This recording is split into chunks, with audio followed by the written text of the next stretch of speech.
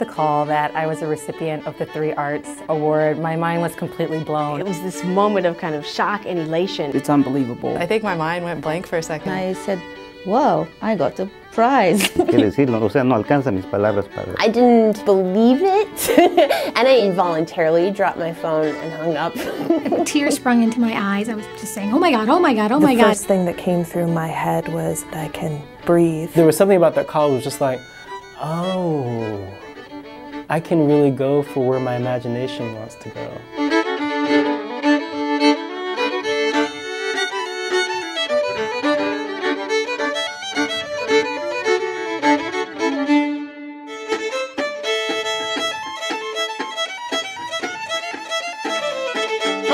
Sophia, Nahli, Allison, visual journalist and media arts educator. School was never an exciting thing for me when I was a young person in high school or middle school or elementary, and I just never imagined that I would fall into this career.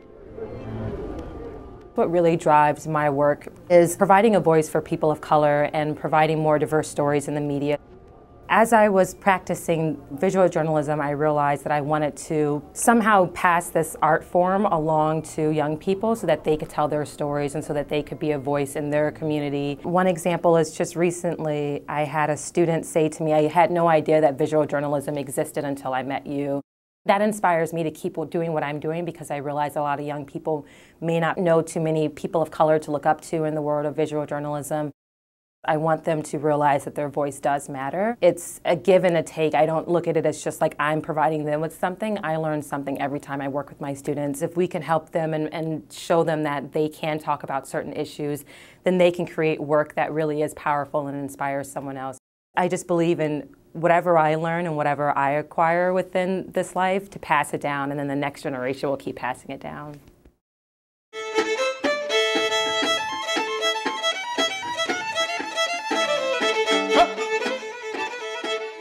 Brandi, I'm a Baroque violinist and bluegrass fiddler. I did grow up with classical training, but I also did bluegrass very soon after. It was a group of older people in College Station, Texas that took me under their wings and taught me bluegrass. I have this bluegrass side of me and also this sort of Baroque and Renaissance side to myself. I always latched on to the Baroque music, to Bach, Handel. The earlier composers, they just quote-unquote resonated with me. The deeper that I get into both of these genres, the more I see that the ties and the more I want to pursue that, bringing those together.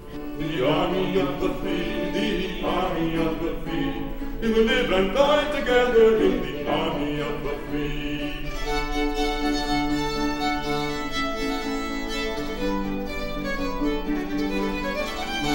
I'm constantly always working to try to find the next thing or bring myself up to the next level. So I feel like if you're in that constant pursuit, then it's sort of endless what you can give back.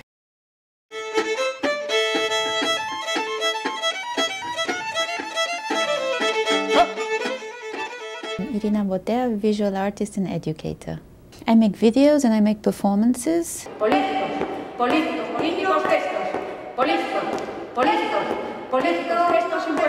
Performance is a big component in my work. I'm thinking about my work in between 2 questions. What are we doing and what is it to be done? On one hand, how do we recognize, how do we participate and transform the social political present? And on the other hand, how do we look into the past and how do we rehearse, question, embody a series of past models in order to infuse the present with a specific energy that can really push towards social change. The breathing became profoundly stertorous. I gotta help you with this. Well, yeah, go ahead and say it. Stertorous. Stertorous. Work for me is always about communication and it's always about creating a forum. I'm looking into the creative process as a democratic participative process. So therefore the performers that I'm working with, they're never just the objectification of ideas. Ideas are always somehow secondary, and the most important thing is how can they insert their human agency in this process, and how can human agency be a vehicle for meaning.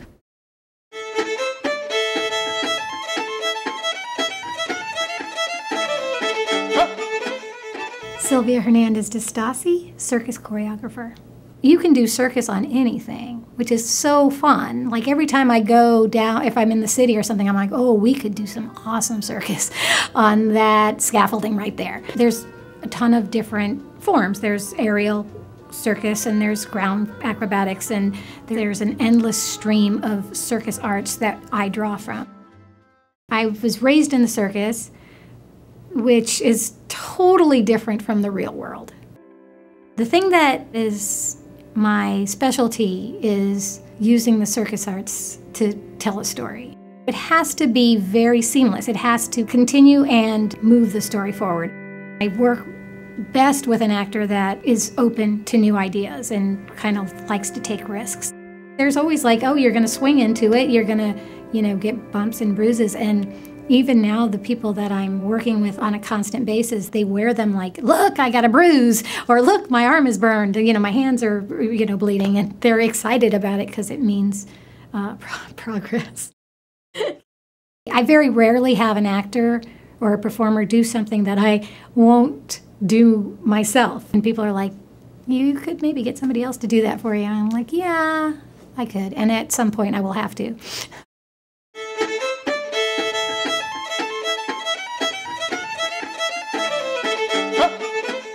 Darrell Jones, movement artist.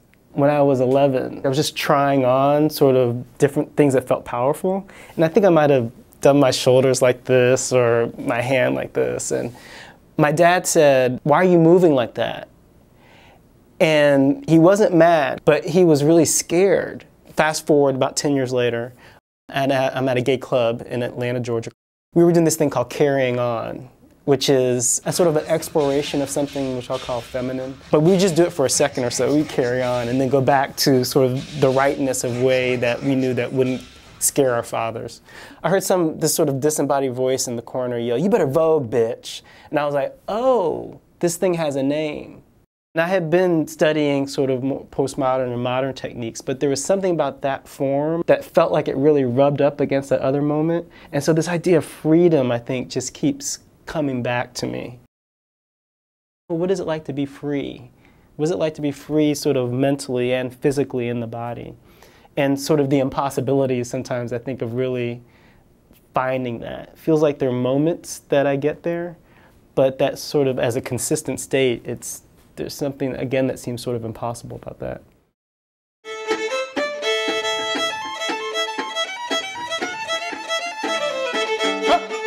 Carlos Mejia, y enseño música de marimba de Guatemala. Desde niño me gustó la música, entonces también mis familias siempre han sido músicos, mis padres.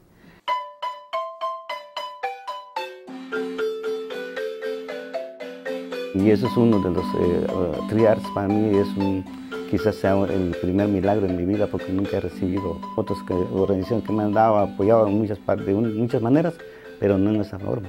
En primer lugar, para mí, soy un maya, no hago la música de marimba o la música maya por mi negocio.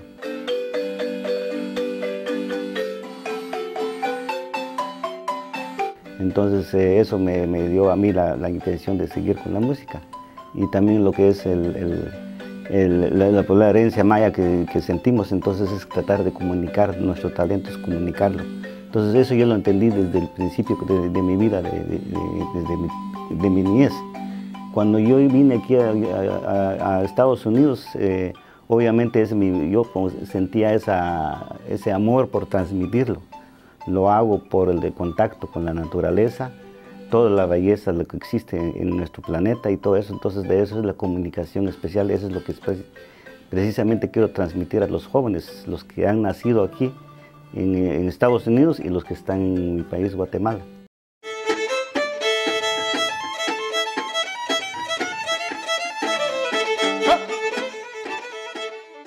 Mott, choreographer. My artwork is driven by choreography and the movement of the body in time and space, but also the body's relationship to objects and the body's relationship to certain themes that I feel may be felt particularly by the female body.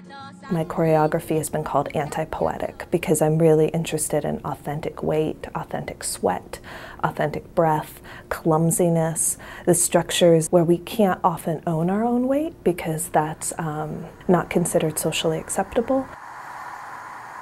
My first degree was in international development and foreign relations. I was working a lot with feminist-driven development cooperatives. The drive of value became an important part of my art-making process. I really actually believed that cultivating a culture and a community of radical difference and radical curiosity might be the ways in which real, authentic change might occur. We have no voice! We have no voice! We hear not God! I hope that always, in every piece that I create for the rest of my life, that it cultivates and catalyzes curiosity, makes people want to talk to each other, and hopefully that curiosity might allow people to own their difference, but also be deeply curious about the difference of others.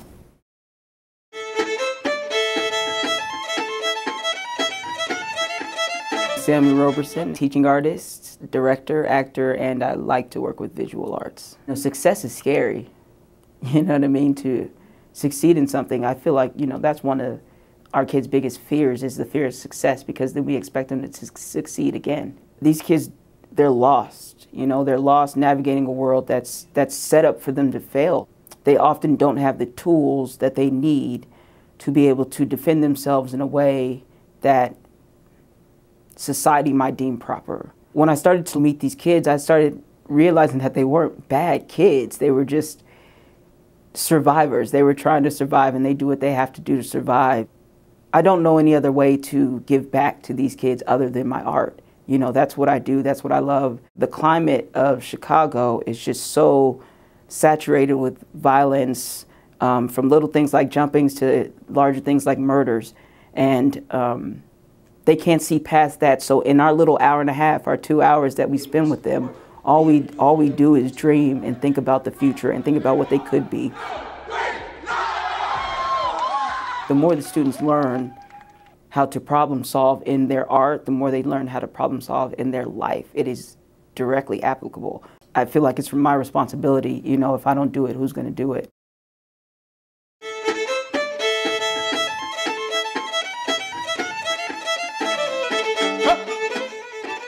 Calamity West, playwright.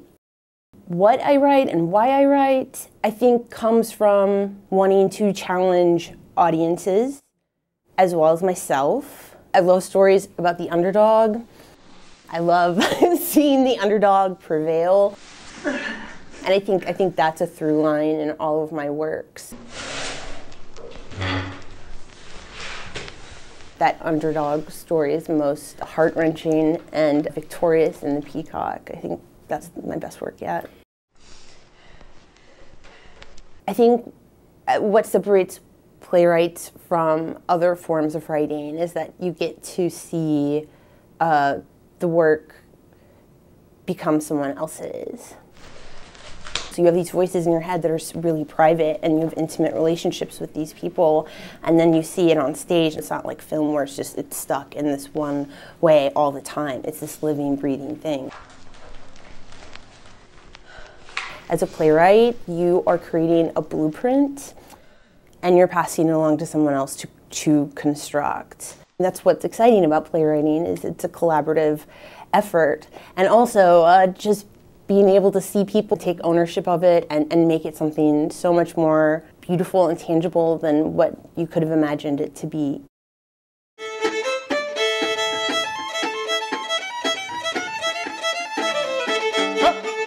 Amanda Williams, visual artist.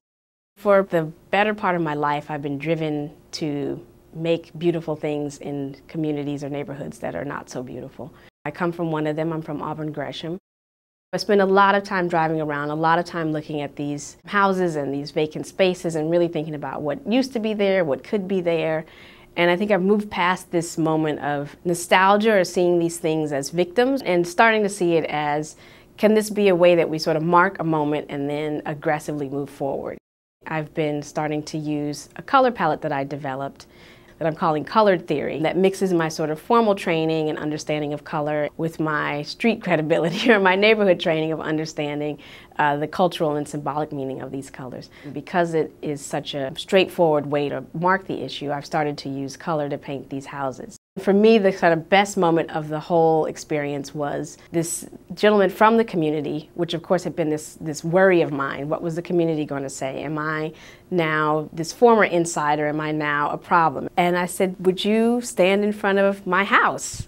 And he said, of course. And there was a dignity and there was a kind of acceptance, and there, you know, you couldn't have gotten a better stamp of approval. To have that be part of that moment, I think, was so important for me to really feel like this is what you need to be doing. And if you just keep trusting and keep pushing, you don't know where this could go. It could only happen in Chicago. I don't know why. I just think this is the place. You might call it a second city mentality, but for me, it feels like there's a no nonsense also that allows sort of, let's just do the work. I can't think of another city in the United States that would allow a 25-year-old girl to show up and within a couple months have a show produced. I can't think of a better place to try to produce the work that I'm interested in. Everybody is just so enthusiastic and willing to exchange ideas. I really like Chicago because it's a city that gives you time, and it's also a city that gives you the possibility of close relationship. Yeah, I've had so many people that cared about me, the community that cared about me. They've given me so much for me not to give back. I mean, why am I here if I'm not giving back? I am so appreciative to be recognized because I know how that will just help me grow and help me make better opportunities for youth and better opportunities for other people of color. Me da ganas de llorar, me dan ganas de reírme o no sé, pero gracias sinceramente. How does arts blossom in an overall societal context that places very little value on creativity, curiosity, and the impactfulness of the imagination? We can't look to our government to do that for us, but we can look to our community and we can create really authentic structures of informal economy, of support that create a reverberation of impact in the entire city. And you feel that reverberation in Chicago.